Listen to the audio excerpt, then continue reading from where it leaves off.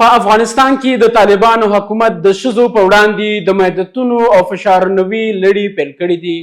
د بشري حقونو د مدافع بسټونو او نړیوالو ادارو د راپورونو له مخې په وروستیو اونیو کې په هرات او شمېر نور ښارونو کې لسګونه ښځې د جامو تشې په نوم مقرر تو د نه مراعات کولو په تور نیول شوي او د لنډې مودې لپاره حراست ته لېږدول شوي دي. د رپورټونو له مخې د طالبانو د امر بالمعروف او نهي عن المنکر اړوند کارکوونکي په عامه ځایونو، بازارونو او ځینو تفریحي سیمو کې د ښځو څارنه کوي او هغه ښځې چې د دوی له ټاکل شوي مقرره سره سم لباس نه لري له خپلو کورنیو سره یوازې د پوسټونو او نیولونو سره مخ کیږي.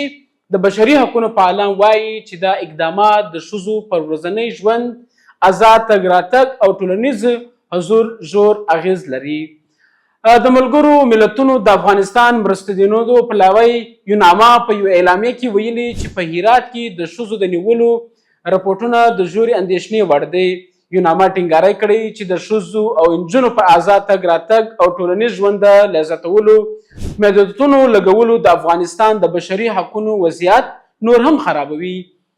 یاد سازمان له طالبانو غوښتنې چې د نړیوالو بشري حقونو اصولو ته درناوی وکړي او د ټولو افغانانو په ځانګړې توګه د ښځو اساسي او قانوني حقونو خوندي کړي. د بشري حقونو خپلواک سازمان رواداري ویلي چې د ښځو جبري نیونه او د قانوني پروسې پرته د هغوی توقیفول د بشري حقونو ښکاره سره غړونه ده. د سازمان په وینا هیڅ فرد باید د قانوني دلیل او مکمله پریکړې پرته له خپلې ازادۍ محروم نشي. د هغه سازمان زیاته کړې چې د ښځو په وړاندې د ټول اقدامات نه یوازې د هغو فردي ازادي محدودوي بلکې د ټولنۍ په اقتصادي او ټولنیز ژوند کې د ښځو رول هم کمزوری کوي.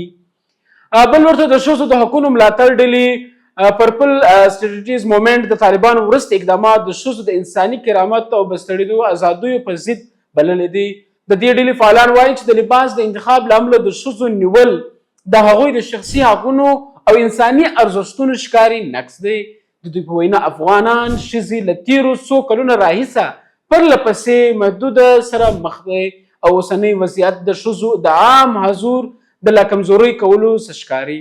د نړیوالو اړیکو اسلامي مطالعاتو یو شمېر کارپوهان باور لري چې طالبان د ټولنې پر بېلابېلو برخو په ځانګړې توګه پر ښځو د سختو محدودیتونو له لارې د خپل سیاسي واک د ټینګښت هڅه کوي.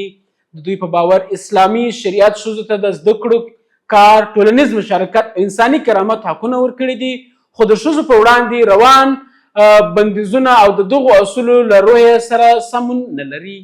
کارپوهان خبرداری ورکوي چې د ښځو په وړاندې دوامدار محدودیتونه به د افغانستان ټولنیز او اقتصادي پرمختګ له جدي ستونزو سره مخ کړي. دوی وایي چې ښځې د ټولنۍ د نیمایي نفوس استازیتوب کوي او د هغوی له فعاله مشارکت پرته د هیواد پرمختګ او ثبات ستونزمن دی.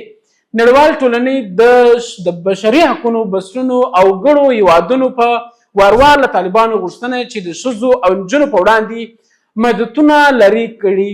د هغوی ادارو په باور د ښځو په حقونو بریدونه افغانستان نړیوال اعتبار ته زیان رسوي او هیواد له زیاتې سیاسي او اقتصادي انزواتو بیایي. شنونکي وایي که د ښځو په وړاندې اوسنی وضعیت دوام ومومي د افغانستان به له نړیوالې ټولنې سره د اړیکو د عادي کېدو او نړیوالو مرستو د جلبولو په برخه کې لا زیاته خنډونو سره مخ شي. د ښځو د نیولو او محدودولو وروستوي راپورټونه داسې مهال خپریږي چې افغان ښځې له د مخه د زده کړو، کار او ټولنیز حضور په برخو کې له پراخو محدودیتونو سره مخ دي. د بشري حقونو فعالان او نړیوال بسټونه ټینګاری کوي چې د ښځو حقونو ته درناوی د افغانستان د ثبات، پرمختګ او نړیوالو اړیکو لپاره یو مهم شرط ګڼل کیږي.